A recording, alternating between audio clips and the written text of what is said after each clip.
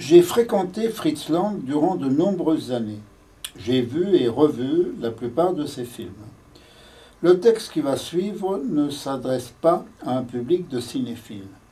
Les rapports souvent orageux avec Fritz Lang sont ici rapportés avec exactitude.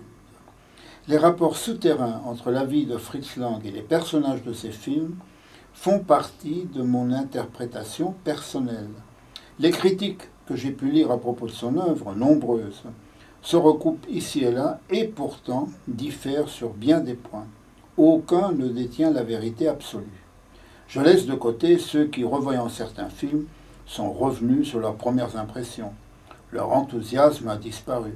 Certains considèrent l'œuvre américaine du cinéaste comme un pis-aller dû à un exil forcé.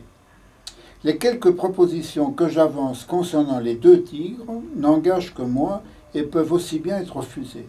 Les lettres que Fritz Lang m'avait adressées, figurant en fin de volume, sont suffisamment parlantes pour que je m'abstienne de les commenter. Enfin, reconnaissons que cet homme n'a pas cédé d'un pouce sur ce qu'il voulait exprimer, plus souvent qu'on ne l'imagine avec des budgets dérisoires.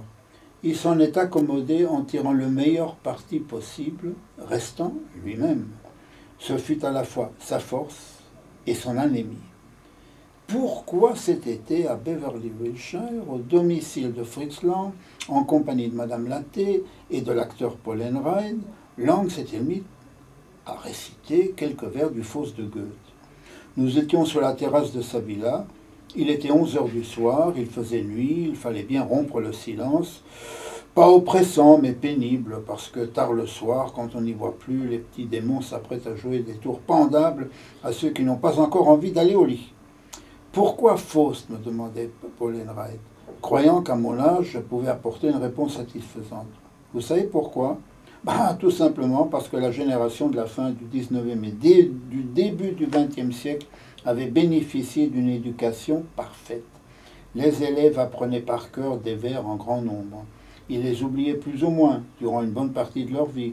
Arrivé à la fin de la journée, avant qu'on ne retombe le rideau sur cette comédie, il était temps de rejoindre la maison des morts. Faust ne pouvait plus rien pour l'âme de Fritz Lang, qui subitement se mit à réciter ces vers comme un aveugle qui implore, les yeux fermés, à croire qu'il attendait d'être absous d'on ne sait pas quel péché. « Avez-vous lu Faust » dit Goethe, me demanda soudain Lang. « Non, mais je l'ai vu représenté au Burgtheater de Vienne. »« C'est insuffisant, me dit Lang. Il faut que vous le lisiez en allemand. Au moins une page par jour, afin de vous imprégner de ce texte. » Les connaissances en surface, Lang s'en faisait pas grand cas.